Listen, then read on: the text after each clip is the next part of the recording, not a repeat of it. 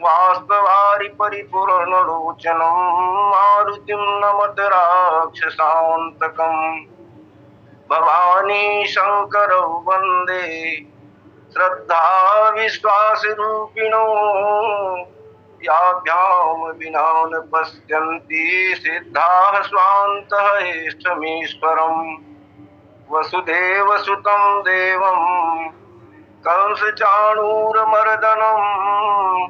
देवकी परमानन्दं कृष्णं वन्दे जगद्गुरुम् या देवी सर्वभूतेषु मातृरूपेण संस्थिता नमस्तस्यै नमस्तस्यै नमस्तस्यै नमो नमः। श्री गुरुचरण सरोज रज निज मन मुकुर सुधारि वरनो रघुवर विमल जस जोदायक फलचारि तुलसीदास जी के पद कमल बारंबार मनाए गुण गाओ सिया राम के हनुमत हो सहाय लेत सदा सुधि दीन की सहज दया के धाम जननी जनक दीन के प्रभु श्री सीताराम। बोलिए सियावर रामचंद्र भगवान की जय। उमापति महादेव की जय। पवन सुत हनुमान की जय। संत समाज की जय। गोस्वामी तुलसीदास जी महाराज की जय। जय श्री सीताराम। परमादरणीय पटेल जी, ऑनलाइन सत्संग राम कथा सत्संग से जुड़े समस्त संत जनों को मेरा प्रणाम। आइए जिस बिंदु पर चर्चा करना है उस पर हम आगे चले। प्रसंग जो दिया गया है कि खर दूषण पर गई बिल पाता धिग धिग तो पौरुष बल भ्राता। ये वचन है शूर्पणखा की। शूर्पणखा एक बार पंचवटी में जाती है और राम लक्ष्मण को देख करके मोहित हो जाती है, उनसे विवाह का प्रस्ताव करती है। अंत में लक्ष्मण जी के द्वारा शूर्पणखा के नाक कान काट दिए जाते हैं। तत्पश्चात वो खरदूषण के पास जा करके उसके बल को धिक्कारती है और इस प्रकार से शूर्पणखा का चरित्र यहाँ सामने आता है। वैसे देखा जाए तो शूर्पणखा का जो लक्ष्य है वो गलत नहीं, क्योंकि मानव जीवन का लक्ष्य है कि देह धरे कर यह फल भाई भजिया राम सब काम बिहाई, या फिर यही तन कर फल विषयन भाई पर गौ स्वल्पयंत दुखदाई। मनुष्य जन्म का लक्ष्य है भगवत प्राप्ति, भगवान को प्राप्ति, भक्ति की प्राप्ति। और इस प्रकार से यदि शूर्पणखा भगवान को पाने का प्रयास करती है तो लक्ष्य तो गलत नहीं कहा जा सकता, पर उस लक्ष्य को पाने के लिए जो मार्ग चुना गया वो मार्ग जो है गलत हो गया। और इसी प्रकार रावण के चरित्र में भी यह बात दिखाई पड़ती है। भाई और बहनी दोनों हैं और इसीलिए यहाँ परिचय शूर्पणखा रावण के बहिनी दुष्ट हृदय दारुण जस यहिनी। पंचवटी सो गई एक बारा देखी बिकल भई जुगल कुमारा। रावण भगवान को अलग करके भक्ति को पाना चाहता है, राम से अलग होकर के सीता को प्राप्त करना चाहता है, और शूर्पणखा भक्ति को अलग करके भगवान को पाना चाह रही है। लक्ष्य दोनों का सुंदर है, लक्ष्य दोनों का बढ़िया है, लेकिन रास्ता गलत होने के कारण सफलता दोनों को नहीं मिली। अभी हम शूर्पणखा के प्रसंग को देखें, जहां वो अपने भाई के बल को, खरदूषण के बल को धिक्कार रही कि धिग धिग तो और उस बल भ्राता शूर्पणखा कर दूषण कह गए बिल पाता। अपने कर्म को करने के बाद वो शूर्पणखा खरदूषण के पास जाती है और खरदूषण के बल को धिक्कार रही है। प्रश्न ये उठता है कि कहने वाला पात्र जो है कौन है। गोस्वामी जी महाराज शूर्पणखा का परिचय दे रहे हैं।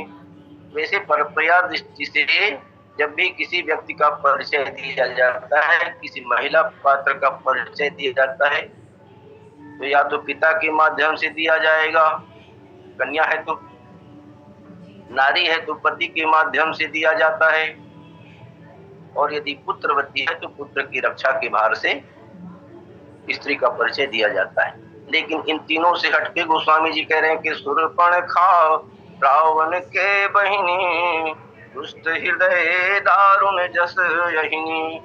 न तो पिता के माध्यम से, न पुत्र के माध्यम और न पति के माध्यम से तो परिचय दिया जा रहा है कि शूर्पणखा रावण की बहिनी। शूर्पणखा नाम की राक्षसी जो रावण की बहन है, वो एक बार पंचवटी में जाती है और जा करके देखती क्या है कि कुमार है। यहाँ गोस्वामी जी फिर स्पष्ट कर रहे हैं कि पंचवटी सो गई एक बार, पंचवटी में जाती है। वैसे शूर्पणखा जो है स्वतंत्र विचार की महिला है। शूर्पणखा शब्द का सामान्य तात्पर्य है जिसके नख जो है सूप के समान हो, अर्थात नख जो है बड़े बड़े। तो जो भी बड़े नख वाली हैं, जो अपने नाखून को बढ़ाना चाहती है, वो सब शूर्पणखा की श्रेणी में ही आएंगे।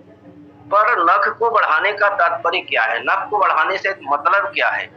उसका लक्ष्य क्या हो सकता है? लक्ष्य कोई विशेष हो तब की बात अलग है। जैसे कोई लक्ष्य विशेष के लिए, मान लो दर्जी है, टेलर है, वो कपड़ों को बार बार घिसता है तो नख को वो बढ़ा ले तो बात अलग है। या किसी वैज्ञानिक परीक्षण के नख को बढ़ा लिया है तो वो बात अलग है। भगवान स्वयं नख बढ़ाए। जब हिरण्याकश्यप को मारना था, उनका ऑपरेशन करना था, तो भगवान नरसिंह के रूप में अवतार लेकर के अपने भक्त की रक्षा किए और हिरण्याकश्यप को विदर्ण कर दिए। पर यहाँ शूर्पणखा जो है अपने नख को बढ़ा करके आई है। नख का तात्पर्य है, केवल नख का तात्पर्य शरीर के अंग से नहीं। वैसे भी नख को हम, जब तक वो भीतर रहता है तब तक वो ठीक है, और जैसे ही वो नख बाहर निकलना शुरू होता है तब नख को काट दिया जाता है। पर यहाँ उल्टा हो रहा है, नख को बढ़ाया जा रहा है और बाल को कटाए जा रहे हैं। जबकि भारतीय सनातन परंपरा में स्त्रियों के बाल कभी काटे नहीं जाते। बाल की निवृत्ति तब होती है जब पति खत्म हो जाता है और उसकी याद में, उसकी परंपरा में उसके बाल को गंगा जी को समर्पित किया जाता है, अन्यथा बाल को काटा नहीं जाता। तो माताओं के बाल लंबे होने चाहिए और नाखून छोटे होने चाहिए।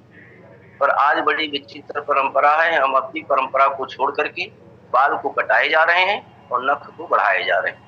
इसलिए गोस्वामी जी कहते हैं कि शूर्पणखा रावण के बहिनी, दुष्ट हृदय दारुण जस यहिनी। न तो पिता के माध्यम से, न पति के माध्यम से और न पुत्र के माध्यम से परिचय दिया गया।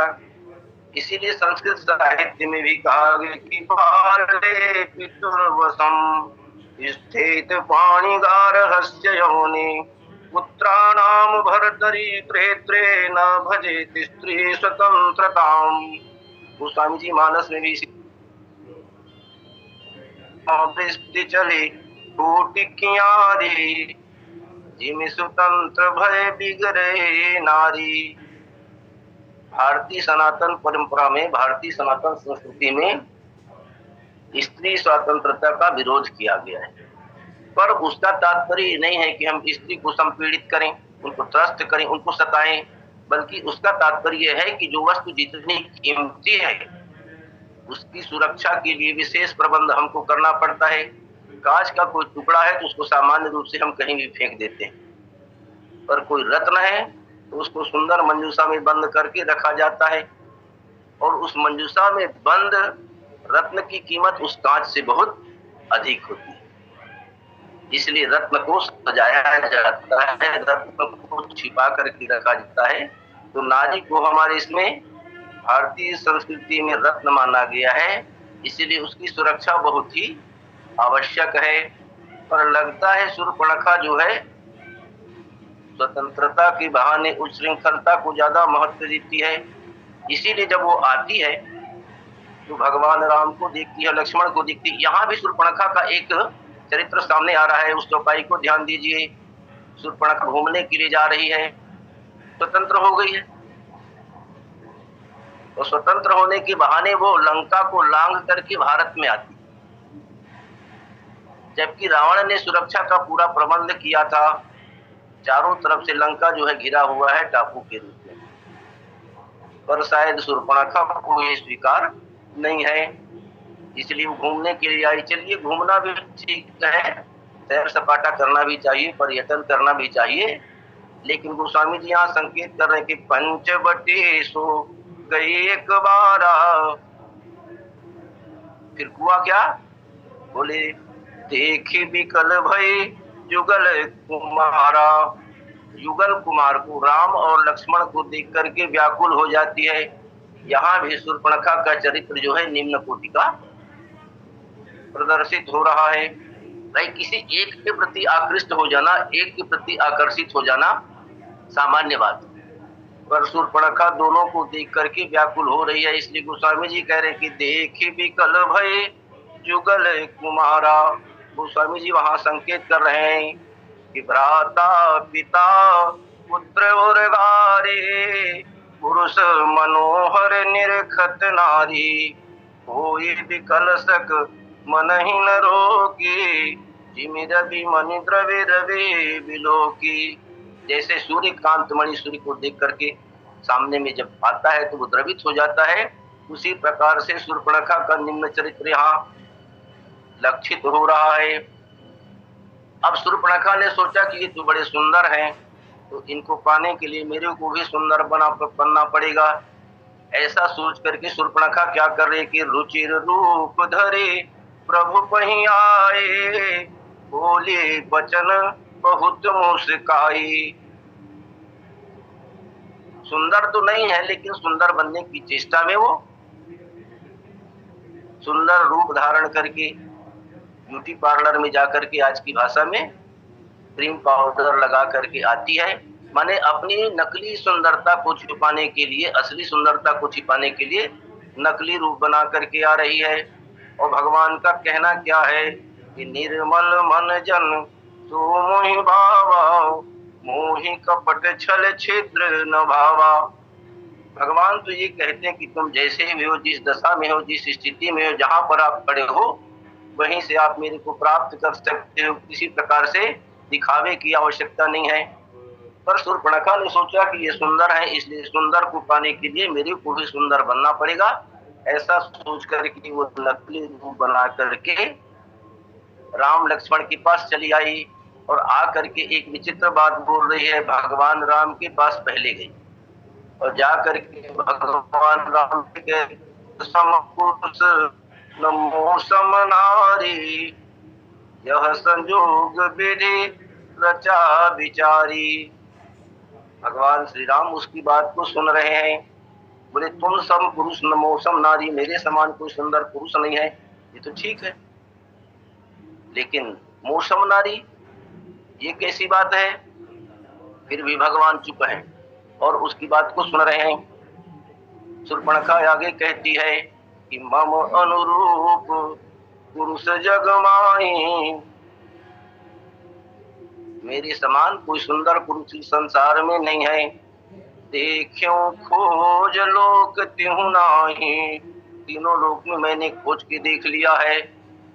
और फिर आगे कहती है कि ताते अब लगे रहूं तुम्हारे मन माना कछु तुम्हें निहारी। शूर्पणखा अपने बाग जाल में ही फंस रही है। जब शुरू में आई, जब पहले आती है तो पहले बोलती है कि तुम सम पुरुष नमो सम नारी, और अब कह रहे कि ताते अब लगी रहूं कुमारी। जब नारी हो तो फिर बाद में कुमारी कैसे हो सकती है? पहले स्त्री कुमारी होती है, फिर नारी होती है और उसके बाद महतारी होती है। जैसे सीता जी जब भगवान शंकर की अर्धांगिनी माँ पार्वती की प्रार्थना करती हैं तो सीता जी कहती कि जय गज बदन खडानन माता जगत जननी दामिनी दुत्ते गाता जय महेश मुख चंद चकोरी। इस प्रकार से एक एक करके सीता जी पार्वती की प्रार्थना करती हैं। आप गणेश जी की माँ हो, आप भगवान शंकर की प्रिया हो, आप राजा हिमांचल की पुत्री हो, क्रमशः उसकी वंदना करती हैं। लेकिन यहाँ शूर्पणखा अपने आप को पहले नारी बताती है और बाद में कहती कि ताते अब लगी रहो कुमारी। तो भगवान ने कहा कि भाई फिर क्या हुआ? तो बोले मन माना, मेरा मन मान गया है। लेकिन ऐसा उसको लगा शूर्पणखा को ऐसा ना हो जाए कि मैं इसको कहूँ कि मेरा मन मान गया है तो मेरे को नीचा देखना ना पड़े, इसलिए तुरंत उसने सुधार किया कि मन माना कछु तुम्हें निहारी, तुमको देख करके मेरा मन थोड़ा सा मान गया है, इसलिए आप मेरा वरण कर लीजिए। भगवान श्री राम ने सोचा कि ये पहले अपने आप को नारी बता रही और वास्तव में बात वही। शूर्पणखा कुमारी है, शूर्पणखा तो नारी है। उसके पति का नाम विद्युज्जुवा है, जिसका वध रावण अपने हाथों से कर दिया था और उसके बाद शूर्पणखा को स्वतंत्र छोड़ दिया था कि बहन तुम कहीं भी आना जाना हो तो स्वतंत्र रूप से आओ जाओ, और उसका फायदा उठा करके शूर्पणखा स्वतंत्र रूप से विचरण कर रही है। लेकिन स्वतंत्रता का अर्थ उसने उस श्रृंखलता को लिया कि मनमाना आचरण करना शुरू कर दिया।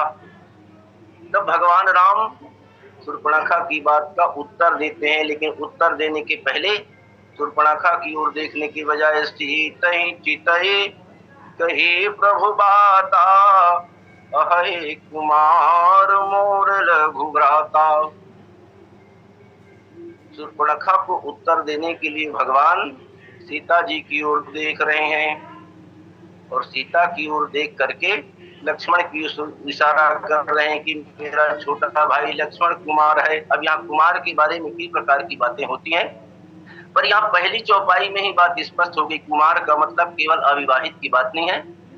जैसे राजाओं के राज्य में जो 3 श्रेणियां होती हैं, राजा, युवराज और कुमार, उसी प्रकार से राजकुमार को भी हम कुमार के रूप में ले सकते हैं। यद्यपि भगवान राम विवाहित हैं, उसके बाद भी शूर्पणखा के मुंह से तुलसीदास जी कहवा रहे कि देखी विकल भय जुगल कुमारा।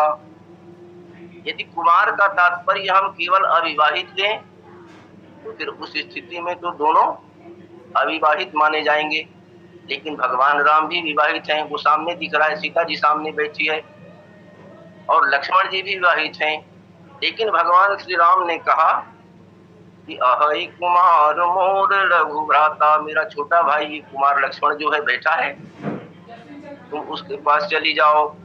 ये नहीं कहा कि तुम उससे विवाह कर लो करके, बल्कि उसका भगवान का तात्पर्य ये था कि मेरे को आकर्षित करने से पहले तुम मेरे छोटे भाई को ही आकर्षित करके दिखाओ, मेरे सेवक को आकर्षित करके दिखा लो, तब मैं मान जाऊंगा।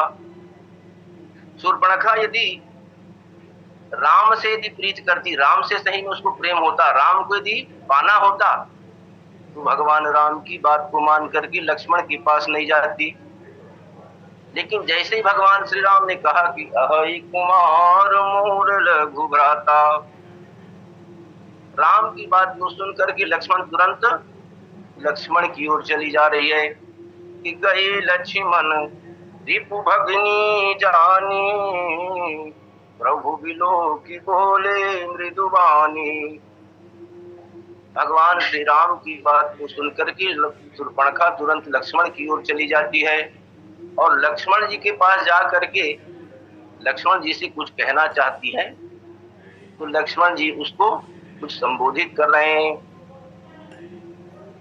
उसके संबोधन में शूर्पणखा को लगा कि ये थोड़ा रसिक है, ऐसा लगता है, क्योंकि लक्ष्मण जी के पहले शब्द क्या है कि सुंदरी सुन, हे सुंदरी सुनो। शूर्पणखा को लगता है कि पहला वाला जो बड़ा है वो तो बड़ा सुस्त सा लगता है, लेकिन ये छोटा रसिक है, ऐसा लगता है कि सुंदरी सुन सुनकर मैं दासा। लेकिन लक्ष्मण जी महाराज सुंदरी जरूर कह रहे हैं, लेकिन देख किधर रहे हैं? गोस्वामी जी संकेत कर रहे हैं कि प्रभु बिलो की बोले मृदुबानी। इसका तात्पर्य ये है कि जब आसक्ति आए, शूर्पणखा को हम कई रूपों में देख सकते हैं। शूर्पणखा को हम आसक्ति कह सकते हैं, शूर्पणखा को हम अविद्या माया कह सकते हैं। ये आसक्ति है शूर्पणखा। और आसक्ति का एक सरल तात्पर्य है कि आसक्ति का मतलब जो कभी भी आ सकती है, वो है आसक्ति। इस जीवन का कोई ठिकाना नहीं है, मन का कोई ठिकाना नहीं है। एक बार भगवान बुद्ध के पास कोई गणिका आई और भगवान बुद्ध को अपने घर आमंत्रित की कि आप मेरे यहाँ पधारिए करके। भगवान बुद्ध ने कहा मैं जरूर आऊंगा। बहुत दिन तक वो गणिका इंतजार करती रही, भगवान बुद्ध नहीं आए। जब गणिका का अंतिम समय आया तब भगवान बुद्ध उसके यहाँ पधारे। गणिका ने भगवान बुद्ध को देख करके प्रणाम किया और बोले प्रभु इतने दिन तक मैं आपका इंतजार की, लेकिन अब आप आखिरी क्षणों में आ रहे हैं जब कुछ नहीं बचा। तब भगवान बुद्ध ने कहा कि मन का कोई ठिकाना नहीं है कि कब किसके ऊपर विचलित हो जाए, इसलिए मैं अभी आया हूं। इसलिए जब भी आसक्ति आए, जब भी कामना हो, जब भी कोई वासना किसी के ऊपर सवार हो जाए, तो उसका एक ही उपाय है कि प्रभु बिलो की बोले मृदुबानी। जब वासना हमारे ऊपर आक्रमण करे तो भगवान की ओर हमारा लक्ष्य होना चाहिए, भगवान की ओर हमारी दृष्टि होनी चाहिए। और जब ज्ञान के पास जाए तो भक्ति की ओर दृष्टि होनी चाहिए, जैसे भगवान श्री राम ने किया। जब शूर्पणखा भगवान श्री राम के पास आई तो भगवान श्री राम ने शूर्पणखा को जवाब तो जरूर दिया, लेकिन सीतई चितई कहे प्रभु बाता। भक्ति की ओर देख करके भगवान ने शूर्पणखा को जवाब दिया। तो लक्ष्मण जी कहा कि सुंदरी है सुंदरी, तो शूर्पणखा बड़ी प्रसन्न हो जाती है। लेकिन शूर्पणखा ने देखा कि ये सुंदरी जरूर कह रहा है, लेकिन मेरे को देख तो नहीं रहा है, देख रहा है दूसरी तरफ। तो उसने कहा आप मेरे को जब सुंदरी कह रहे हो तो मेरी ओर क्यों नहीं देख रहे हो?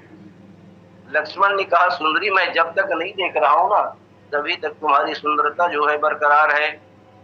तात्पर्य ये है कि वासना की ओर जब तक वैराग्य ना देखे तभी तक वो सुंदर है, और जैसे ही वैराग्य की दृष्टि वासना के ऊपर पड़ेगी तो वासना की पोल खुल जाएगी।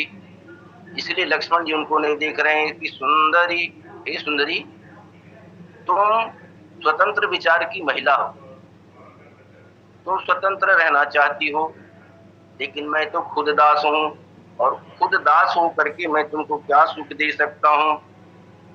इसीलिए लक्ष्मण जी ने कहा कि सुंदरी सुन उनकर मैं दासा, पराधीन नहीं तोर सुपासा। और तुमको स्वतंत्र रहना है, पराधीनता तुमको स्वीकारनी है। वैसे पराधीनता को बहुत बड़ा दोष माना ही गया है। गोस्वामी जी महाराज एक जगह लिखते हैं कि पराधीन सपनों सुख नाही। पर पराधीनता का तात्पर्य यहाँ उच्छृंखलता से नहीं है, पराधीनता का तात्पर्य यहाँ रक्षा से है। जब भी हम नारी की पराधीनता की बात करते हैं तो नारी को सताने से नहीं है वहां हमारा उद्देश्य, नारी को उत्पीड़ित करने से नहीं है, नारी को दुख देने का नहीं है, बल्कि नारी की सुरक्षा किस प्रकार से की जा सकती है, ये किन प्रकारेण, इस लक्ष्य को ध्यान रख करके कभी पिता के पास, कभी पति के पास और कभी पुत्र के पास उसको उसके अधिकार में रख करके नारी की सुरक्षा की जा सकती है। लेकिन तुमको वो स्वतंत्रता पसंद नहीं है। हाँ, यदि तुम चाहती हो, रानी बनना चाहती तो प्रभु समर्थ कौशलपुर राजा। भगवान श्री राम कौशलपुर के राजा हैं, और राजा होने के नाते वो जैसा चाहे कर सकते हैं कि प्रभु समर्थ कौशलपुर राजा, जो कछुक नहीं उन्हें सब छाजा। वो जैसा कर ले, तुमको शुभ नहीं हो सकता है, इसलिए मैं तुमसे संबंध नहीं बना सकता। लक्ष्मण की बात को सुन करके शूर्पणखा फिर से भगवान श्री राम की ओर चली जाती है और इस प्रकार से एक दो बार कभी राम के पास, कभी लक्ष्मण के पास, फिर राम के पास, फिर लक्ष्मण के पास, इस प्रकार से जब 2-4 बार होता है आना जाना उसका, तो शूर्पणखा का असली रूप सामने आ जाता है। शूर्पणखा ने यह सोचा, ये भगवान श्री राम मेरी जो उपेक्षा कर रहे हैं वो किसके कारण है? बोले इसकी पत्नी सीता सामने बैठी है और इसी के कारण मेरी उपेक्षा की जा रही है। तो सीता को खाने के लिए, सीता को समाप्त करने के लिए शूर्पणखा दौड़ती है। उसी समय भगवान श्री राम लक्ष्मण को आदेश देते हैं कि लक्ष्मण भैया अब इसका काम तुम तमाम कर दो।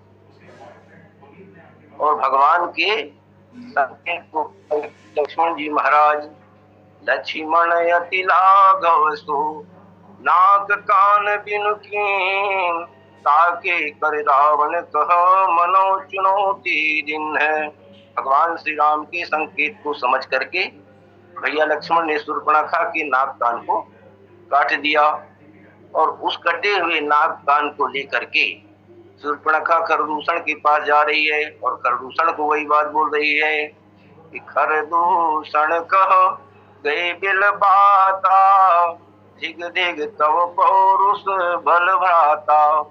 शूर्पणखा खरदूषण के पास जा करके सारी बात बताती है, लेकिन शूर्पणखा को देख करके, शूर्पणखा की बात को सुन करके खरदूषण ने कहा, बहन आखिर बात क्या है ये तो बताओ, तुम चाहती क्या हो, तुम्हारी ये दशा किसने की है, कैसे हुआ है? वो सारी बात शूर्पणखा बता देती है कि ऐसा ऐसा हुआ है, मैं घूमने के लिए गई थी, अयोध्या के 2 राजकुमार आए हैं और मैं वहां जाकर के खड़ी थी और अचानक उन्होंने मेरा नाक कान काट लिया। ऐसा उसने कुछ भी बात को बना दिया। ये शूर्पणखा बड़ी विचित्र महिला है, स्वतंत्र विचार की महिला है। और जब वो नाक कान कट गई तो कैसी दिख रही? तो नाक कान बिनु भय विकरारा, जनु श्रव शैल गैरु की धारा। कटे हुए नाक कान को लेकर के शूर्पणखा खरदूषण के पास जाती है और खरदूषण के पास जाकर के अपनी व्यथा को सुनाती है।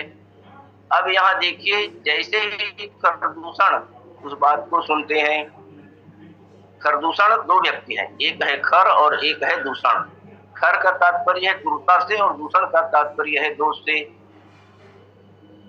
इनकी जन्म की गाथा भी है तो ये उत्तम कुल पुलस्त करनाती वाली बात है। विश्रवा की संतान है, एक ही पिता की संतान है। विश्रवा मुनि की 3 पत्नियां हैं, एक है कैकसी, दूसरी है माया और तीसरी है वृक्षा। कैकसी से रावण और कुंभकर्ण का जन्म हुआ है, माया से खर दूषण त्रिशिरा और ये शूर्पणखा का जन्म हुआ और वृक्षा से कुबेर और विभीषण का जन्म हुआ। इस प्रकार से ये तीनों एक ही पिता की संतान है। ये सौतेली संतान, संतोली भाई बहन, लेकिन है ये एक ही पिता की। तो सबसे पहले शूर्पणखा खरदूषण के पास जाती है और खरदूषण को ये सारी बात बताती है। अब हम खरदूषण को सामान्य रूप से क्या समझें? खरदूषण है राग और द्वेष। खर है राग और दूषण है द्वेष। किसी भी व्यक्ति को देख करके या तो राग उत्पन्न होता है या फिर द्वेष उत्पन्न होता है। और ये खरदूषण, राग और द्वेष केवल त्रेता में हो, द्वापर में हो, कलयुग में ऐसी बात नहीं। ये खरदूषण या ये राग द्वेष जो है सतयुग में भी पैदा हुए थे, पर उनका नाम क्या था? बोले मधु और कैटभ। मधु और कैटभ के जन्म के संबंध में बात आती है कि भगवान विष्णु क्षीर सागर में सोए थे और अचानक उनके कान के मैल से मधु और कैटभ नाम के 2 राक्षस उत्पन्न हुए। और वो मधु और कैटभ दोनों राग और द्वेष के प्रतीक हैं। यद्यपि उसकी व्याख्या अलग ढंग से की जा सकती है, उसको अलग ढंग से बताया भी जा सकता है, लेकिन उसकी व्याख्या की आवश्यकता भी नहीं है। मैं ये बता रहा हूँ कि राग द्वेष हम हर समय विद्यमान रहते हैं, लेकिन उनसे कैसे बचा जाए, उसको कैसे हराया जाए, उसको कैसे परास्त किया जाए, राग द्वेष से कैसे बचा जाए अथवा राग द्वेष को कैसे समाप्त किया जाए, ये भगवान बता रहे हैं। जैसे शूर्पणखा खरदूषण के पास जाती है और अपनी दशा बताती है कि तुम जैसे भाई के होते हुए भी तुम्हारे बहन की ये दशा हो गई है। इसलिए कह रहे कि धिग धिग तो पौरुष बल भराता, तुम्हारे पुरुषत्व को, तुम्हारी शक्ति को धिक्कार है कि तुम जैसे बलवान भाई के रहते हुए भी तुम्हारी बहन की ये दशा हो गई है। खरदूषण ने कहा, बहन आखिर बताओ तो बात क्या है। तो शूर्पणखा ने कहा, ऐसी ऐसी बात है। और गोस्वामी जी यहाँ संकेत कर रहे हैं, इतने ही पूछा सब कहा बुझाई। सारी बात उसने बता दी, लेकिन यहाँ होना क्या चाहिए, जातु धान सुनि सैन बनाई। शूर्पणखा की बात को सुनी खरदूषण ने और तुरंत सेना को तैयार कर लिया। ये भी राक्षसत्व का एक लक्षण है कि किसी की बात को सुन करके तुरंत किसी के ऊपर आक्रमण करने की योजना बनाना, किसी के ऊपर अटैक कर देना, किसी के ऊपर चढ़ाई कर देना, ये भी एक राक्षसत्व का लक्षण है। राक्षसत्व का एक लक्षण ये भी है जो अपने शरीर को ही सब कुछ माने, शरीर को सब कुछ मान करके जो चलता है अथवा शरीर के लिए ही सब कुछ सुरक्षित रखता है। संस्कृत में जिसको कहा गया है रक्षति स्वस्मैव सर्वस्वम स राक्षस, जो अपने लिए ही सब कुछ सुरक्षित रखना चाहता है, जो सब कुछ खुद पाता है, उसका नाम है राक्षस। या फिर किसी की बात को सुन करके उस पर विचार ना करना, जबकि बार बार सत्संग के बारे में बताई जाती है बात कि सत्संग के 3 चरण है, श्रवण, मनन और निध्यासन।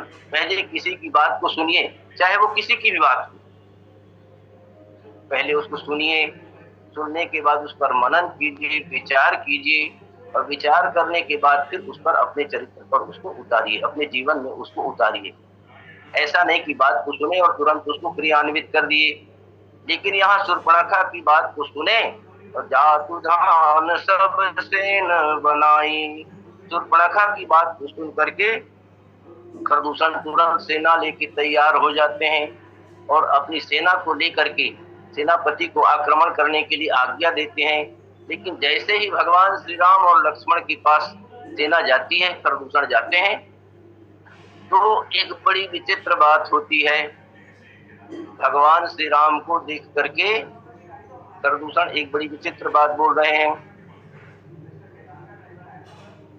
खरदूषण ने कहा कि हम भरी जन्म सुनहु सब भाई, देखे नहीं ऐसे सुंदरताई। ऐसी सुंदरता हमने जीवन में आज तक की नहीं देखी है। यहाँ भगवान की सुंदरता की अलौकिक वर्णन के लिए गोस्वामी जी कह रहे हैं, जैसे स्त्रियों की सुंदरता के संबंध में कहा गया कि मोहन नारी नारी के रूपा वनगारी हरि की अनुपा, वैसे ही जैसे स्त्री के रूप को देख करके मोहित नहीं होती, आकर्षित नहीं होती, उसी प्रकार से कोई पुरुष भी पुरुष के रूप को देख करके आकर्षित नहीं होते हैं। लड़की लड़का के रूप को देख करके आकर्षित हो जाए या लड़का लड़की के रूप को देख करके मोहित हो जाए, ये सामान्य नियम है। विज्ञान में भी हम चुंबकत्व में अथवा विद्युत में ये पढ़ते हैं कि समान ध्रुव में आकर्षण होता है और असमान ध्रुव प्रतिकर्षण होता है और असमान ध्रुव में आकर्षण होता है। तो पुरुष स्त्री को देख करके आकर्षित हो जाए या स्त्री पुरुष को देख करके आकर्षित हो जाए, ये सामान्य नियम है। लेकिन पुरुष पुरुष को देख के आकर्षित हो, स्त्री स्त्री को देख करके आकर्षित हो, ये एक अपवाद माना जाएगा। तो भगवान श्री राम की सुंदरता को देख करके खरदूषण ने कहा कि हम भरी जन्म सुनहु सब भाई, देखी नहीं ऐसे सुंदरताई। ऐसी सुंदरता हमने आज तक नहीं देखी है।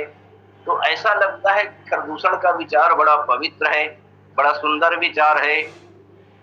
पर विचार कितना निम्न है या अच्छा है ये तुरंत सामने प्रकट हो जाता है। उसने अपने दूत को भेज करके कहा। और भगवान श्री राम के बारे में एक बात उसने और कही कि यद्यपि भगिनी किन्ह कुरु पाव, बधलायक नहीं पुरुष अनुपाव। भले ही इन्होंने हमारी बहन की नाक को काट दी है, लेकिन ये वध करने लायक नहीं है। बड़े सुंदर है, पर तुरंत उसकी निम्नता, उसकी नीचता जो है तुरंत प्रकट हो जाती है। दूतों को ले जाकर के वो कह रहे हैं कि जाओ तुम बता दो कि वो अपनी नारी को हमारे हवाले कर दे और घर वापस लौट जाए, तो हम उनके ऊपर आक्रमण नहीं करेंगे। ये खरदूषण की नीचता वहां पैदा हो सकती है। ये मालूम हो जाता है कि उनके विचार जो है अच्छे नहीं है।